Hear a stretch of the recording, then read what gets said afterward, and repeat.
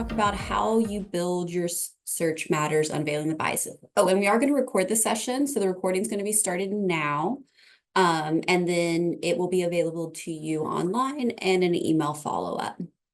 So today we're going to talk about how to look at bias inside of building search strategies. So we're going to cover what is bias in searching, what do we mean by that, the different types of bias in searching, some solutions, and actually I don't think we'll have time for the activity, and I forgot to remove that, so I apologize about that. So what does bias mean in searching? So in the realm of information retrieval, search strategies play a critical role in obtaining relevant and accurate information. It goes all the way from research all the way down to working on a paper as a student. However, bias can significantly affect the development and effectiveness of your search strategies. It can stem from various different things. It could be your own self-bias when you're looking at a search or developing a search. It could be the database and its biases. It can be algorithmic and among others. We're going to talk about a few of those today. We're also going to understand how biases and implementing measures to help mitigate the impact of bias is essential for creating effective search strategies. So what types of bias are there? So there's a database bias, which is the one we're going to talk about a lot today. There's term selection bias, there's field and jargon bias, question bias, translation bias, and again, the self-bias. So first up, let's talk about database bias. So database bias refers to the inherent biases present in the data sources that we're searching. So PubMed, Embase, Google, CINAHL all have different biases. These can be from the coverage that is in each database, the publications in them, the language that's used to describe them, the algorithmic pieces that are used inside of databases, and also historical context. So a lot of these databases have been around a really long time. And how does that influence how we build searches? So first up is coverage bias. So coverage bias occurs when when a certain subject or populations are underrepresented or overrepresented in a database. This can lead to search results that do not accurately reflect the full scope of available information. So one really good example I share with students all the time is that academic databases that you're searching, PubMed, Embase, have a bias toward Western research. So it can neglect studies from other regions. So sometimes if you're working on an area of research that might be done internationally more so, there are resources we can search to help mitigate that bias. One of them is the emerging sources index inside of Web of Science. I recommend that one often to people because impact factor really influences how journals are put into databases or what journals are. And that emerging sources one really aims at journals that don't quite have impact factors yet, but have a lot of research in them. So that's one way to get around that. This isn't inherently a bad thing. It's just something you have to be aware of when you're building your search strategies and selecting the databases you're going to search. Publication bias arises from the tendencies of researchers and publishers to favor positive or significant results over negative or inconclusive findings.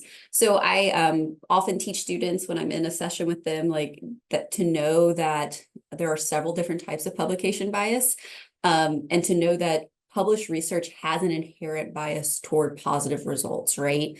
We don't publish things that like have poor results or inconclusive findings. Sometimes we do, and we usually say there needs to be more research in this area, right? But there's a lot more clinical trials if you go search a clinical trial database than there are published literature, right? Like in general, there's a bunch of different types of different research, but like RCTs and things like that, you're going to find more clinical trials, especially like with pharmaceutical companies and other companies that are producing literature. There can be a publication bias there because they're going to publish things that have positive results. They're not spending more R&D and publishing on areas of research that go flat, right? So so you have to keep that in mind because when you build search strategies, if you rely on databases, you might miss critical like counter evidence or alternative perspectives. And that there's not like a perfect way to get around this one. It's just something you have to be aware of when conducting comprehensive literature searches. So again, I like this quote from this article: studies without statistically significant results are less likely to be published than studies with statistically significant results. So it's just something I always like to keep in mind. And I've taught some law students this quote, and it always prompts a really good discussion. So language bias is another one. Language bias refers to the preference for certain languages in search databases. So there's often an unequal representation of the content in different languages. And this is often a case, especially like PubMed, for example. A lot of it is published in English language. You can, I believe, find some things that aren't. Embase is an alternative database that actually I often recommend to researchers who are wanting to get a broader comprehensive scope, because it does publish a lot more research in the international scope. So you can find things in all different types of languages inside of Embase. Of course, that does like raise some issues when you're trying to use that research. You have to have it translated. And again, it's a lot of these articles are very heavy in the field jargon. So having someone with the expertise to even translate that. So again, this isn't always a perfect one to get around, but it's something to be aware of when you're searching our databases. You're going to be getting English language bias in our databases that we offer. And most databases that we're searching, again, favor English language sources. So you might be missing something that's heavily researched in another area. This can lead to a narrowed perspective and an incomplete understanding of the global research and viewpoints.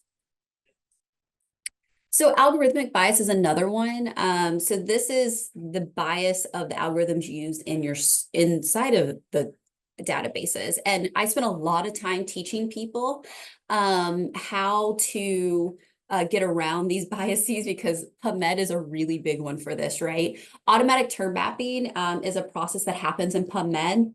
And so if you just type one general word into PubMed, it's going to automatically map it to something else. So it's going to, like, if you're trying to say, I always give the example of this is a bad one that PubMed does. If you're trying to search for minors, so things like people who are under the age of 18, and you put that in there and you don't use like you just put that word in like you do Google, it's going to auto map to things like minors, but it's also going to do things like minority groups, right? And vice versa. If you're looking for minority group research and you type minor, you're going to get things about minors as well.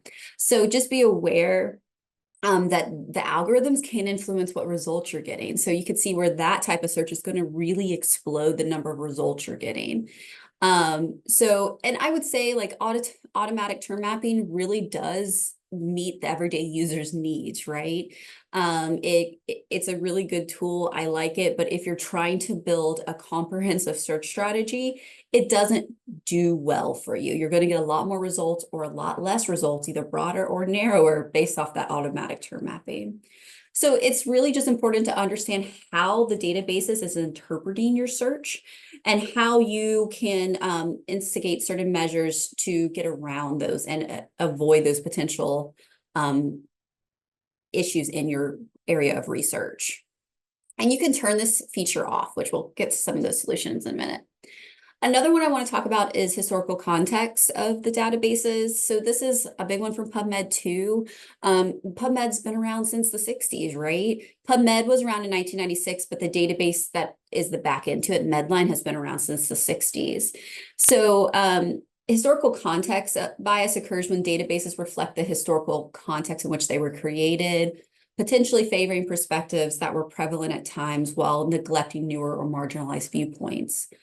It can be particularly problematic in areas where the knowledge and societal values have evolved significantly over time. So this is the case for medical, scientific, and societal terminology, right? Things have changed how we describe medicine and science over the last 50 and 60 years. So another thing that when I've taught this is sometimes you have to use controversial terminology to describe a procedure, a population group, if you're truly trying to be comprehensive, because it's impossible and inappropriate to change the historical context to meet modern sensibilities, right? Instead, as searchers, we need to be aware of those issues and those differences that the historical record makes, right, when we're searching. So just something to be aware of. So how to avoid all these different types of database bias? You can search multiple databases. So if you're just doing a plain lit search, PubMed's going to get you there most of the way. But if you're trying to be comprehensive and you're trying to avoid bias, the best way to do that is to search multiple databases. You heard me mention Web of Science and Embase. And again, I use that example here is the Emerging Sources Index. Like understand what each database is covering, right? The coverage of each database. The reason in systematic reviews and other evidence syntheses that we search so many databases is to get around bias. And we can, and your librarians are here to help with that. We know what's indexed in each database or know how to find it if we don't, and the power and benefits of different databases and when to use them. So if you're really wanting a set of comprehensive set of results, don't use a language filter. So that this gets around that language bias anyway. So like if you add a English only filter into PubMed, for example, most of it is English language. So what are you like gaining there? Maybe there's other ways to adapt your research question to narrow your results while providing a comprehensive set of results. Use field codes and subject headings, and we'll talk more about these a little later. But the important part of this is that they turn off those algorithms. They turn off automatic term mapping, and they help in bringing specificity to your search, right? Instead of searching the entire metadata about a paper, you can use a field code that says, let's just search title abstract, because that means those articles I'm going to be getting back are more pertinent to me because my search terms are in the title or the abstract. And like I said, talk to us. We do this all the time. We can help you select databases and help you build searches that reduce these biases. Another one I wanted to talk about is field and jargon bias. So this is the inherent bias that arises from specific language, terminology, and disciplinary conventions used within a particular field. These biases can, of course, affect what results you get. Database work based off what's called a controlled vocabulary. So, we try to assign one word for everything, right? Like, so cancer is assigned neoplasm inside of MESH, which is the subject or the controlled vocabulary for PubMed.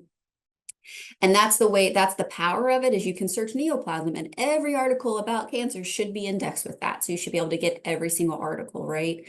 But there's a problem in that, right? You can't, every way a field determines a specific terminology, like can be used differently. So it's more important to know how the database defines the terms you're using than how your field determines it. And I have an example here.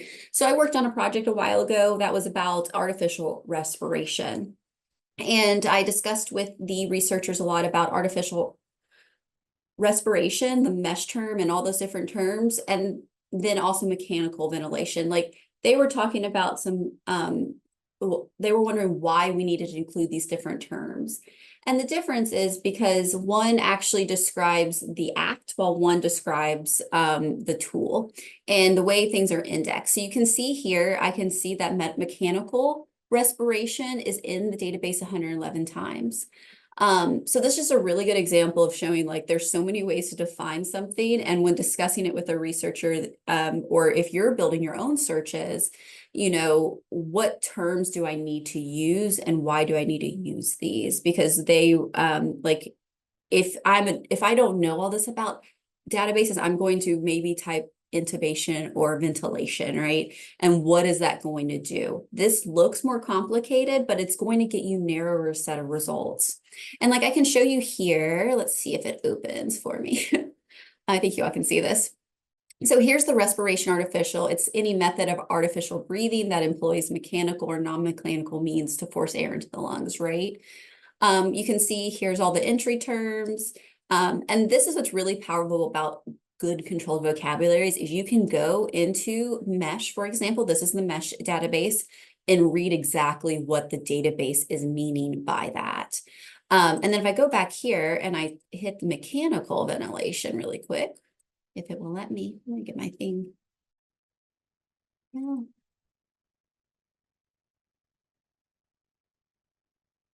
Sorry about that. It's not hiding that for me. Well, we might not be able to click that one right now. It's in my little drop down. But here's like mechanical ventilators, right? We use this term as well. This is the device used to produce it. So if we're actually looking at a full round and comprehensive view of what ventilation might be, we would need to use all these terms because of how the database defines it. So just something to be aware. This is just one example. There are many other examples of this, how the field versus how the database describes a different term. So to address this, it's important to develop search strategies that are sensitive to the diversity of language and conventions across different fields. Remember how the database defines a term may not be the way you, as an expert in the field, would define the term. So you might have to use more terms to be broad or narrow, or and use, again, those field codes and things we'll talk about more in a moment. And then implementing methods that analyze the context in which terms are used to help differentiate between jargon and common language. So this can help you lead to more relevant search. Like an example, this is what I just did. I can go read that scope note, we call it, the definition of a term, to know how the database is addressing that. So addressing field and jargon bias will enhance the accuracy and comprehensiveness of your search. And honestly, it will probably give you more narrow results because, again, if you just rely on those automatic term mapping, for example, you're going to get a lot of noise. So term selection bias, that's another form of bias. And so this happens when you're developing search strategies. The selection terms plays a critical role in determining the scope and relevance of your results. Occurs when the choice of keywords and phrases inadvertently reflects the preferences, perspectives, or limitations of the researchers or the database creators. This type of bias can significantly influence your results.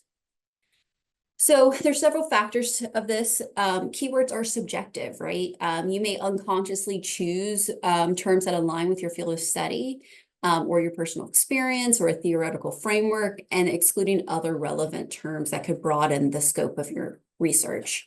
So this is a really good example. If you're just searching climate change, you would overlook research that is about global warming or environmental shifts that could yield valuable insights into your area of research. Another way that this can happen is limited vocabulary and synonyms.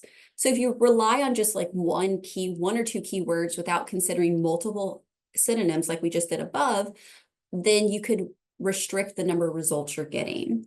So this is another example of that. Like if you're going to use artificial intelligence, you might miss out important studies that are under machine learning or neural networks. There's also cultural and linguistic bias. So when trying to select terms, the selection of terms may reflect cultural and linguistic biases, favoring terms commonly used in a specific region or language.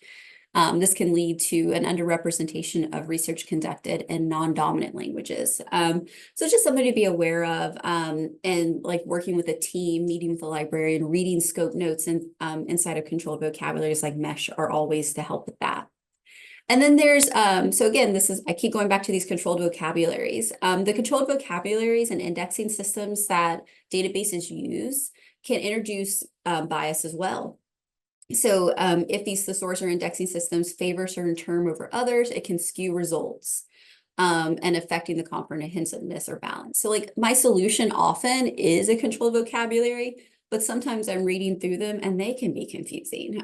Sometimes new terms are added, and sometimes they're taken away. And how does that affect your searches? So again, these are all just ways that terms selection can help with that. And examples of a controlled vocabulary MESH, I've been talking about, and MTree is the one for Embase, and there's other ones as well.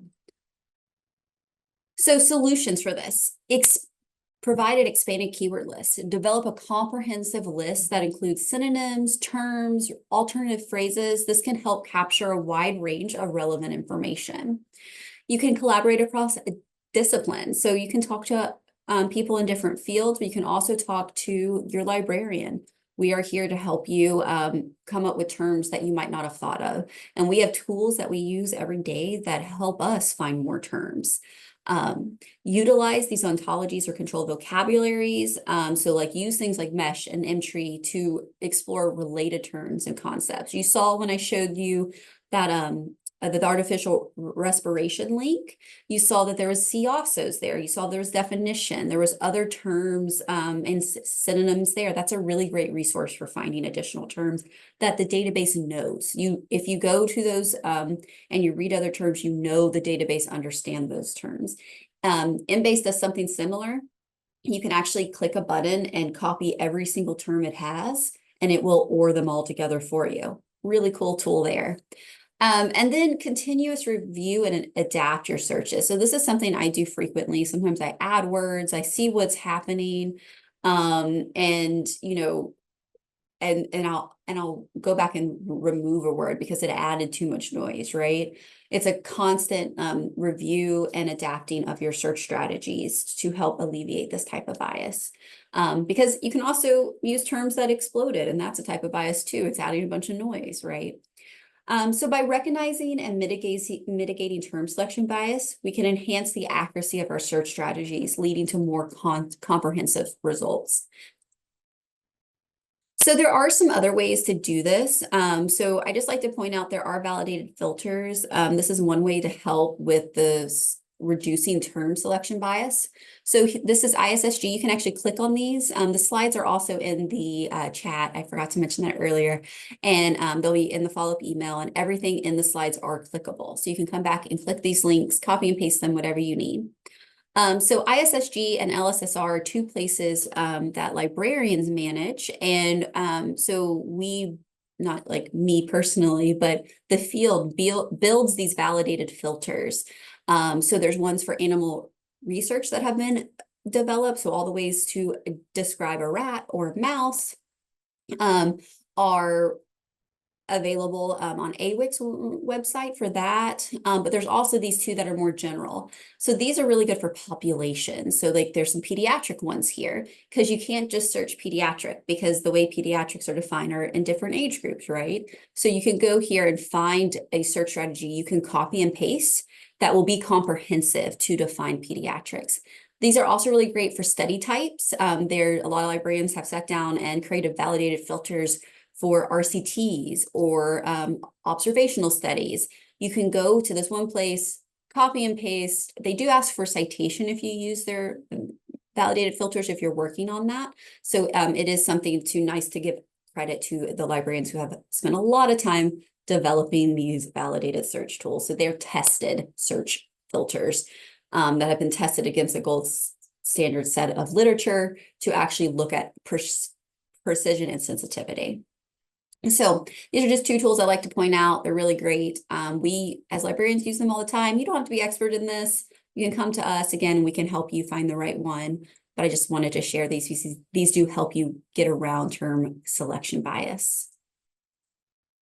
Okay, so here's field codes. I've been talking about those a lot throughout this presentation. So field codes are the things you can add at the end of a word that tell it to search your author or your title or your abstract or your publisher or your year, right? They can limit your search to a specific field. The one I use a lot is title abstract. Pretty much use that every time I search because that's going to narrow my results, right?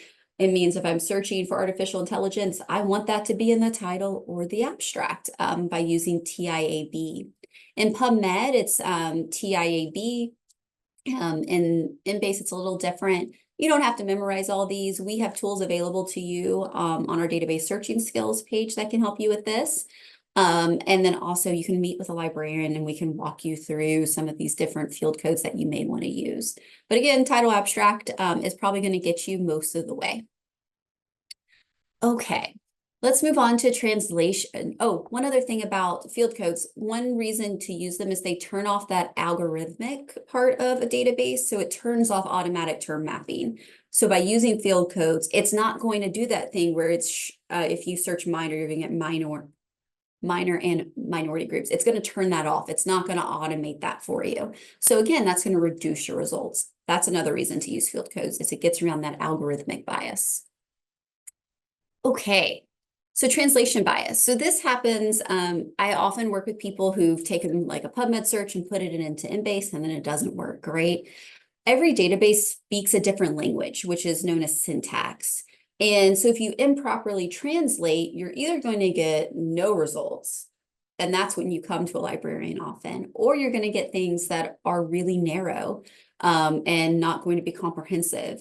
You will be overlooking critical research in your area. If you use the same search between database and database or Google in a database, you're not getting the best results. And that is an inherent bias in what you're doing. So it's important to build searches that match the language or the syntax of each database. There are tools that will help you with this. Of course, us as librarians can help you with that, but there are also the SR Accelerator Polyglot. It's freely available. You can put in a PubMed search and you can get an Embase search. You can get a CINAHL search. One note about this is it doesn't translate like mesh headings, for example. You'll still have to go into each database and do that, but it will give you the proper syntax. So like that respiration artificial, it would give you the right syntax in like Embase or CINAHL, but it's not going to change the term, right? Is different databases use different terms. So one other database might use mechanical ventilation, for example, to describe it.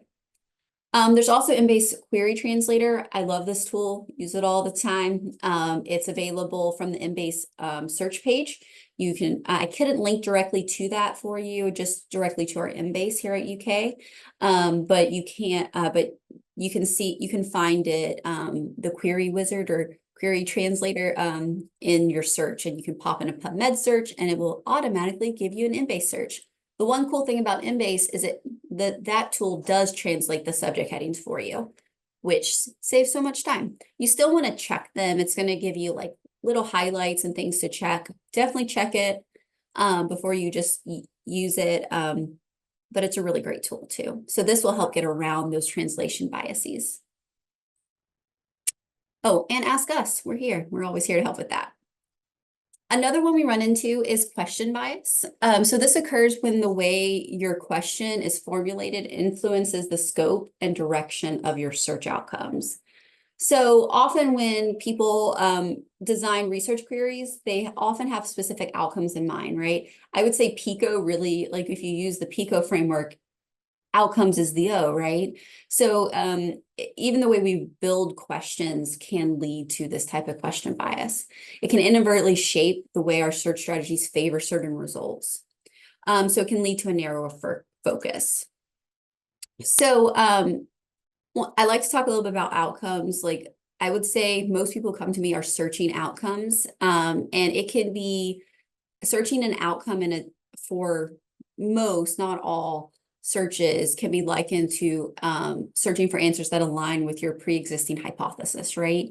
So if you're looking for evidence to support a particular theory, you might design a search strategy that specifically targets that theory, which is completely understandable. That makes sense, but you might miss things or you might not be getting any results because you are being so narrow. So that selective approach can result in incomplete or skewed results, which reinforces the existing bias that maybe there's no research out there. And sometimes there isn't research out there. But if you're getting nothing, it's always good to ask a librarian to see if we're also getting nothing. So you can still build a comprehensive search that doesn't search for outcomes in particular. This could be a comprehensive search using all the outcomes you can think of. That might be a good lit search if you're trying to think of every outcome. It may include a language or date filter. But it's important to recognize that those filters can slant your results as well, because maybe you're looking at new research that's only happened in the last 5 years and you do a 2-year date limit, or you're doing a 10-year date limit. So both of those type of limits can affect your results.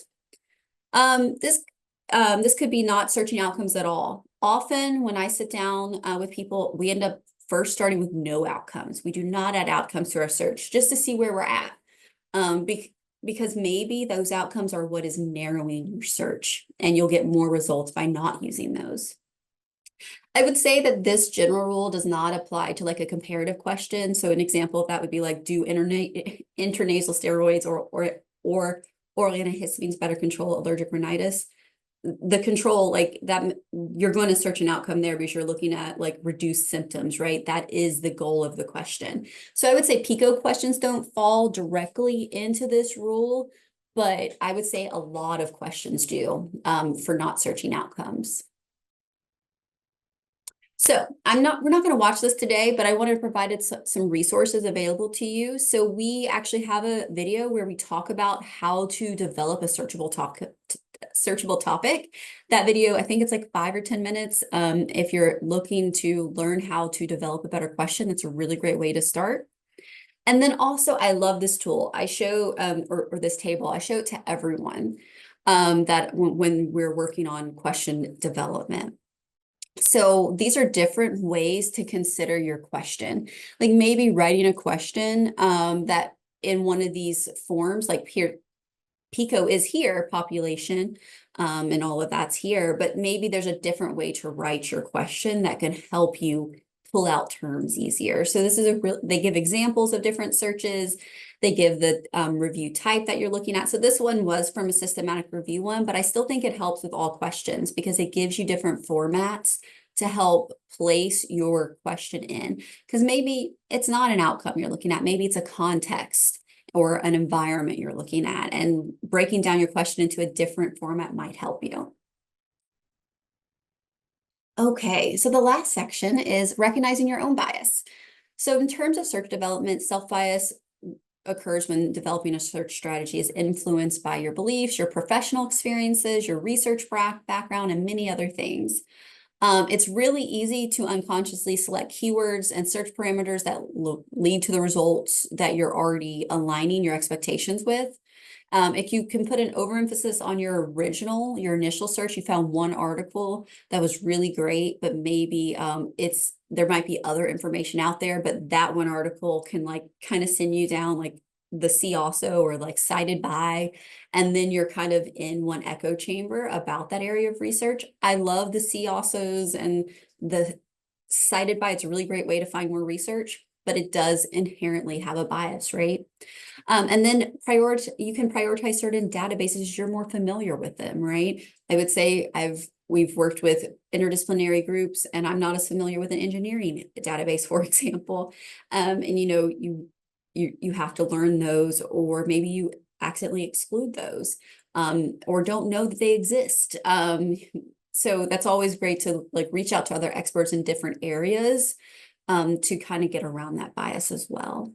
So there's some time for questions. I hope this was really helpful to you all. Building searches is really difficult. We know that. We're always here to help you. There's also a survey in the chat. We welcome some feedback on this session. And if you have any questions, I will take those now. And you'll also get the feedback email at the end, or you'll get the form in an email as well.